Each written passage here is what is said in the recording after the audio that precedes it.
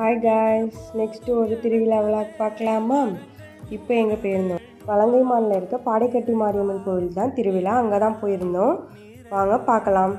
இந்த அம்மனுக்கு பாடைக்காவடி தான் ரொம்ப புகழ்பெற்றது.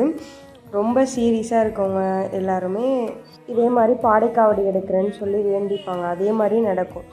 அப்புறம் 6 மணி போல் செடல் திருவிழா நடக்கும். அங்கே ஒரு பக்கம் செம்பரி ஆடு எல்லாம் பொம்மை எல்லாம் சுற்றி செடல் சுற்றுவாங்க. அதுதான் ஈவினிங் திருவிழா நடக்கும். அந்த திருவிழா தான் நைட் ஃபுல்லாக, காலமறையிலேருந்து நைட் ஃபுல்லாக காவடி, எல்லா காவடியும் வந்துட்டுருக்கும். அழகு காவடி, கூண்டு காவடி, பால் குடம், இது மாதிரி எல்லாமே, பாடை காவடி எல்லாமே வந்துட்டுருக்கும். அங்கே போய் கோவிலுக்கு போய் தரிசனம் பண்ணிவிட்டு அப்படியே ராட்டினம்லாம் நிறையா போட்டிருப்பாங்க. அங்கே போகணுன்னு சொல்லிட்டு போயாச்சு. அங்கே போனால் எல்லா ராட்டினமே சரி கூட்டமாக இருந்துச்சு. உள்ளேயே போக முடியாத அளவுக்கு கூட்டமும் இருந்துச்சு. எப்படியோ பூந்து போய் பிரேக் டான்ஸ் மட்டும் போகலான்னு சொல்லி நான், என் தம்பி, அண்ணன் பசங்க எல்லோரும் பிரேக் டான்ஸ் சொல்லி போயிருந்தோம். மீதி யாரும் வரல.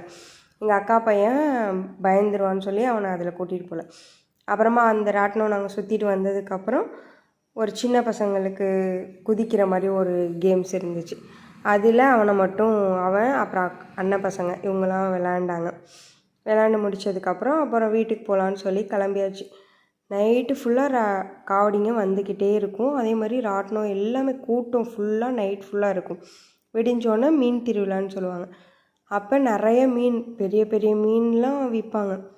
அதை அப்படியே சில பேர் இருந்து வாங்கிட்டுலாம் வருவாங்க. எங்கள் வீட்டு குட்டி தம்பிக்கு வேண்டியும் கொஞ்சம் திங்ஸு விளையாடுறதுக்கு மட்டும் வாங்கிக்கிட்டு அப்புறம் பானிபூரி சாப்பிட்டுட்டு அப்படியே வீட்டுக்கு கிளம்பியாச்சு. இப்படி தான் எங்களுக்கு அன்றைக்கி போணுச்சு திருவிழா. யாராச்சும் வலங்கைமான்லேருந்து இந்த வீடியோ பார்த்தீங்கன்னா கமெண்ட் பண்ணுங்கள். தேங்க்யூ.